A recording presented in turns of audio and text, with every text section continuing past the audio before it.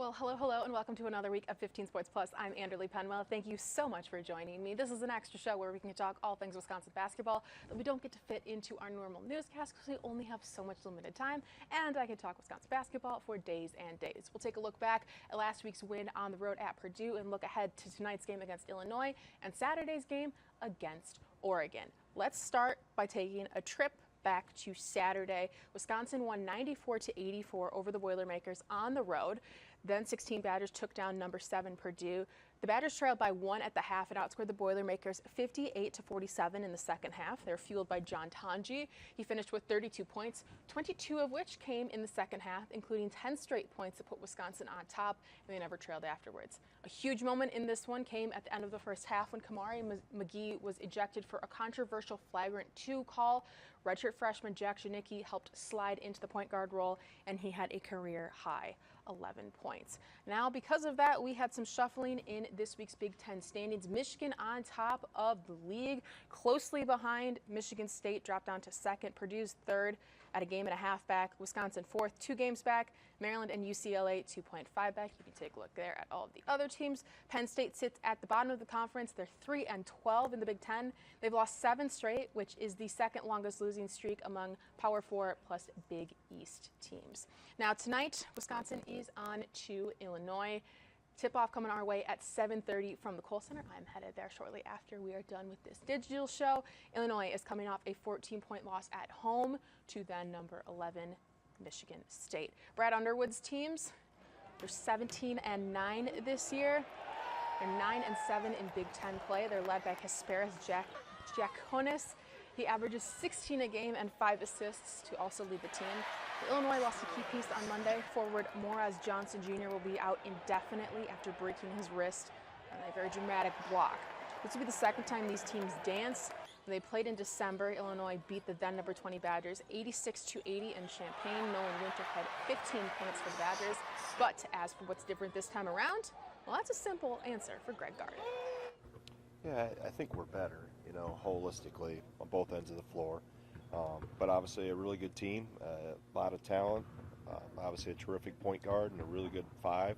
And then the other pieces around them are, when they're playing well, they're really, really good. So I think both ends. I think we've grown, so it's going to be a challenge for us and a good measuring stick to see where we have come from early December.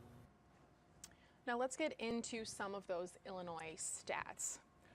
We got 2 of the better scoring teams in the big conference tonight. Top 5, actually, and from both teams. Illinois just about 3 more points per game.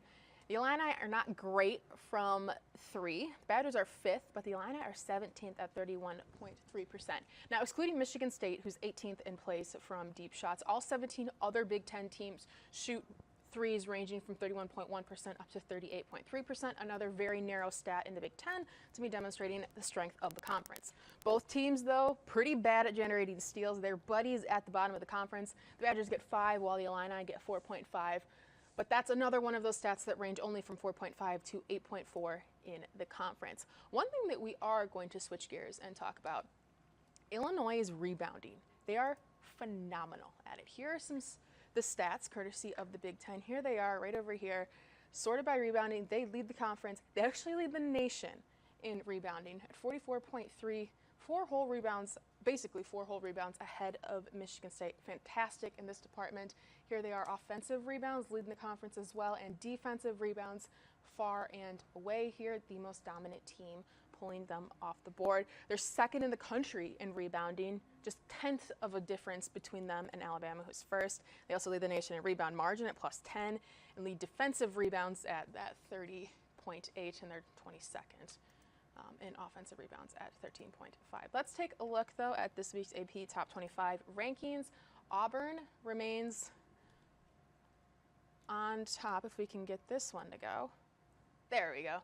Auburn remains on top of college basketball. The Badgers climb up 5 spots. Whoops, this looks like it's the wrong week loaded here.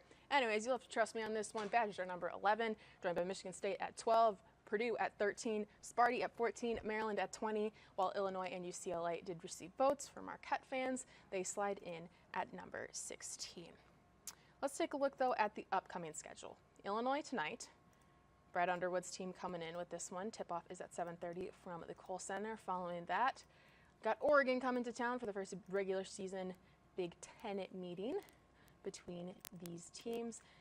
Unlike their football, Oregon has not fared well in the first season of Big Ten play. They're just 5-8. After that, after the Ducks, the Huskies will come to Madison next Tuesday, starting at 8. Well, Greg Gard has been at the helm of Wisconsin basketball for 10 years and part of the program for 24. And college coaching is one of those jobs that's more than full-time. From recruiting to traveling during the season, constant practice, film, and game prep, it's never ending.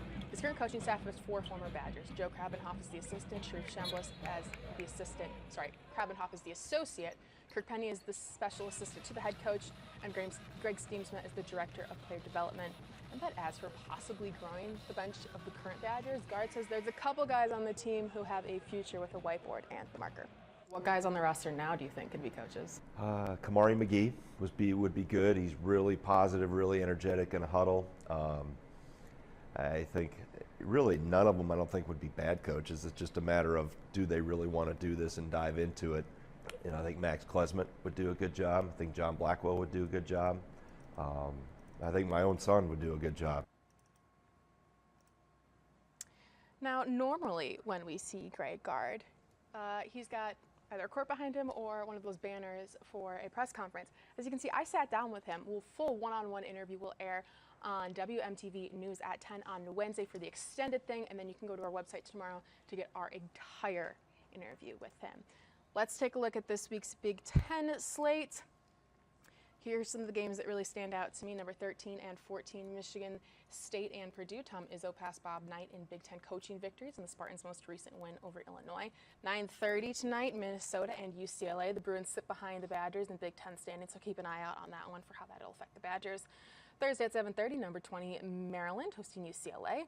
Friday at 7 is the battle for Michigan, 2 ranked teams. Saturday, this one's kind of random, but I'm going to definitely tune into this one. Illinois and number 3 Duke from Madison Square Garden for a mid-season ACC Big Ten crossover meeting. And Sunday at noon, the battle for Indiana. After the Illini come to town, the Badgers will welcome the Oregon Ducks. Just a third straight game in a homestand, but the Ducks are frankly drowning in Big Ten play, not adjusting well to the conference. While they're 18-8 overall, which is a pretty solid record, they're just 7-8 in conference play. But we're going to put a pin on their schedule conversation for just a moment. Oregon's coming off back-to-back wins against Northwestern and Rutgers. They'll play Iowa on Tuesday before swinging up to Madison for their trip to the heart of the Big Ten. They're led by sophomore guard Jackson Shelton, who averages 13.7 off 46% from the floor. He pulls down 3 boards and 2.8 assists. He's coming off a career-high 26 games in last week's win at Northwestern at home. Statistically, they're really much the middle of the pack in this one. Nothing too bad, nothing too great in terms of scoring defense. Average, Badgers are tied for 12th, Ducks are tied for 7th. Pretty close there, 70.5 and 72.1. They're both close in field goal percentage at 46.6 and 45.6. Badgers, of course, as they've come to very recently, lead the nation in free throws, while the Ducks are in 3rd place at 76.1, so a pretty big drop there from first to